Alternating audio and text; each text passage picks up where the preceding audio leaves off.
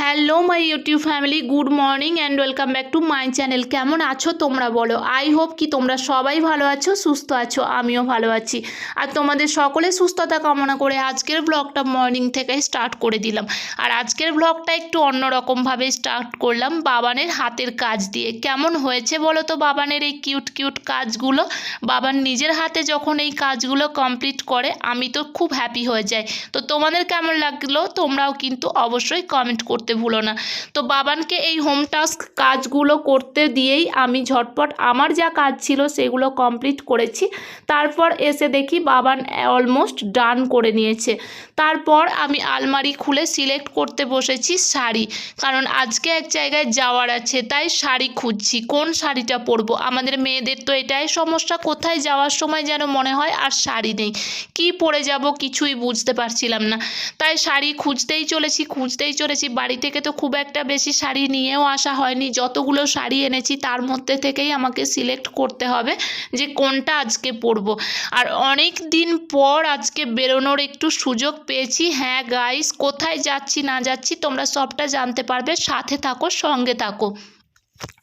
তো আজকে যেহেতু হয়ে গেল মোটামুটি দেখতে দেখতে 3 মাস আমরা এসছি, তো অনেক দিন পর আমরা একটা বেরোনোর সুযোগ পেয়েছি, তাই একটু ভালো করে সাজুগুজু তো করতেই হবে। তো এই দেখো মোটামুটি নর্মালভাবে আমি একটু সাজুগুজু করে নিয়েছি। আর শাড়িটা দেখো পিছনে আমি কটনের একটা রেড কালারের শাড়ি বার করেছি, তো সেটাও পিন আপ করে রেখেছি। আর বাবানকেও একদম রেডি করিয়ে দিয়েছি। এবার আমি শাড়ি টাড়ি পরে একদম কমপ্লিট লুকে তারপর তোমাদের সামনে আসছি। আর কোথায় যাচ্ছি সেটা জানার জন্য তোমাদেরকে পুরো ভিডিওটা কন্টিনিউ ওয়াচ করতে হবে, একদম স্কিপ করলে হবে না, তাহলেই মিস করে যাবে। তো আমি ব্যাগ ট্যাগও সমস্ত গুছিয়ে নিয়েছি, ব্যাগে জলের বটল এসব হ্যাঙ্কি ট্যাঙ্কি সমস্ত কিছু ভরে নিয়েছি। বাবানের জন্য একটু টুকটাক খাবারও নিয়েছি, তো তার জন্য ব্যাগটাও আমি গুছিয়ে নিয়েছি। এখন শুধু আমার চুলটা আঁচড়ানো আর শাড়িটা পরাই বাকি আছে। মোটামুটি মুখের কাজ তো সমস্ত কিছু হয়ে গেছে। তো চলো তোমরা ভিডিওটা কন্টিনিউ ওয়াচ করো। আই হোপ আজকের এই ভিডিওটা দেখতে তোমাদের অনেক ভালো লাগবে। তো দেখো বন্ধুরা, আমি অলমোস্ট রেডি হয়ে গেছি। আর কোথায় যাচ্ছি না যাচ্ছি সেটা তোমরা পুরো ভিডিওটা কন্টিনিউ ওয়াচ করো, তাহলেই জানতে পারবে। এখন আর সেটা বলছি না।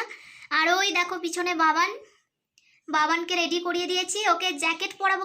উঠে দাঁড়া বাবান, হাতটা সরা মুখ থেকে। তো ওই দেখো আমার পাপা রেডি হয়ে গেছে আর আমিও রেডি হয়ে গেছি। এই দেখো একটা রেড কালারের শাড়ি পরেছি। তো সোয়েটার পরবো না জ্যাকেট পরবো বুঝতে পারছি না। বাইরে ওয়েদার ভীষণ খারাপ। তো বাইরে ওয়েদার এতটাই খারাপ যে এখন মোটামুটি কয়টা বাজে, 11টা মতো বাজে, 11টা সাড়ে 11টার মতো বাজে। বাট এত কুয়াশা যে রোদের তো দেখা নেই, আর একদম সব ভিজে যাচ্ছে, ঝিরঝির ঝিরঝির করে বরফ পড়ার মতো পড়ছে।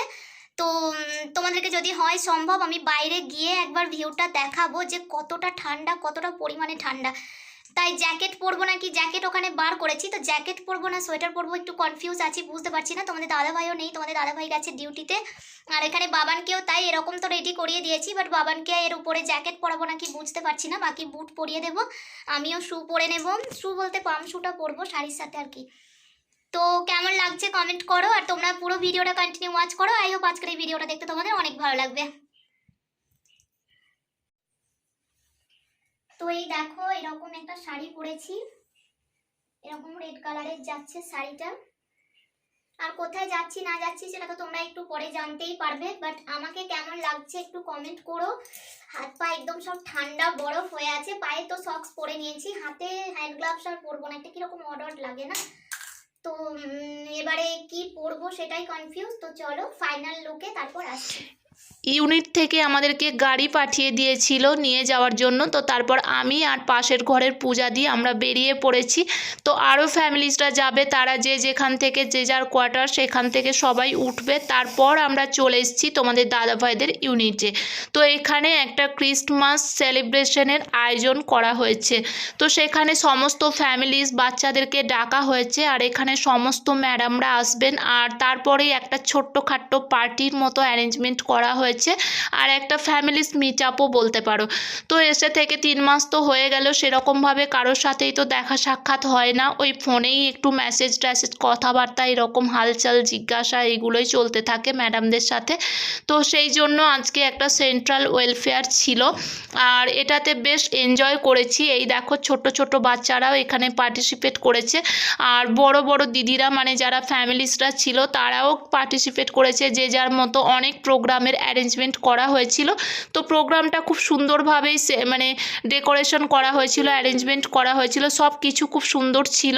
আর এই ছোট্ট বাচ্চাদের ডান্সটা সবথেকে বেশি ভালো লেগেছে, খুব কিউট লেগেছে এই ডান্সটা। তো সেই জন্য এটাই আমি একটু ক্যামেরাবন্দি করে তোমাদের সাথে শেয়ার করলাম।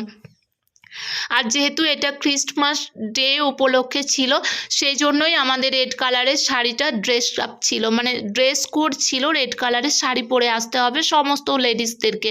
তো সেই জন্যই আমি আলমারি থেকে খুঁজে খুঁজে ওই রেড কালারের শাড়িটা বার করলাম। ওই যে বললাম যে কোথায় গেলে একটা চিন্তা থেকেই যায় যে কি পরবো, তার উপরে এখানে শাড়ি অপশন ছিল রেড কালারের, তো সেটা চুজ করতে একটু টাইম তো লেগেই গেল। খুঁজে দেখছিলাম যে রেড কালারের শাড়ি আদেও এনেছি তো ঘর থেকে। তো যাই হোক, মোটামুটি আমরা তো পৌঁছে গেছি আমাদের ডেস্টিনেশনে। তো খুব এনজয় করছি আমরা বসে। তো এখানে অনেক চেয়ার টেয়ার দেওয়া আছে, খুব সুন্দরভাবে বসার জায়গাটা করা হয়েছে। ওই দেখো সান্টার এন্ট্রি, ওখানে টোটো গাড়িতে করে সান্টা এন্ট্রি নিল, বাট সবাই ভাবছে ওটা নাকি সান্টার পার্সোনাল গাড়ি, ছোট ছোট বাচ্চারা তো এরকমই ভাবে।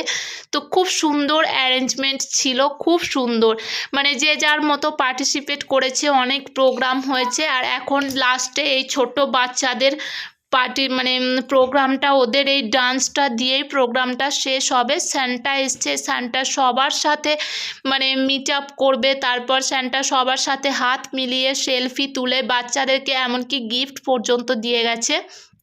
খুব এনজয় করেছি আমরা। তোমাদের কেমন লাগছে? আমি সব কিছু তো ক্যামেরাবন্দি করা সম্ভব নয়, আর এখানে সমস্তটা ওরকম ক্যামেরা করা অ্যালাউও নেই।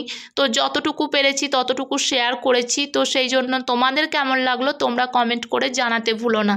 তো ছোট বাচ্চারা তো স্যান্টাকে পেয়ে অনেক হ্যাপি হয়ে গেছে, অনেক খুশি। তারা তো যে যার মতো উইশ করে নিচ্ছে স্যান্টাকে দেখে। স্যান্টা সবাইকে গিফট দিয়েছে। তো তারপর তোমরা পুরো ভিডিওটা কন্টিনিউ ওয়াচ করো, আই হোপ তোমাদের ভালো লাগবে। তো এটা যেহেতু সেন্ট্রাল ওয়েলফেয়ার ছিল, তাই জন্য 3-4টে ইউনিট একসাথে মিট আপ ছিল, অনেকগুলো ইউনিট, অনেকগুলো লেডিস এখানে দেখতেই পাচ্ছ, অনেকজন এখানে আমরা ছিলাম। তো এখানে মানে ইউনিট ওয়াইজ ভাগ করা ছিল যে কে কোন দিকে বসবে, কোন দিকে চেয়ারে কারা বসবে, সেরকমভাবে ভাগ করা ছিল। তো সেরকমই আমরা একটু পিছনের দিকেই বসেছিলাম। তো সেই জন্য হয়তো ক্যামেরাতে সবটুকু দেখানো সম্ভবও হচ্ছে না, ক্যামেরায় এত দূর থেকে সমস্তটা আসছে না। তাই আমি যতটা পেরেছি, যতটুকু পেরেছি তোমাদের সাথে শেয়ার করার চেষ্টা করেছি।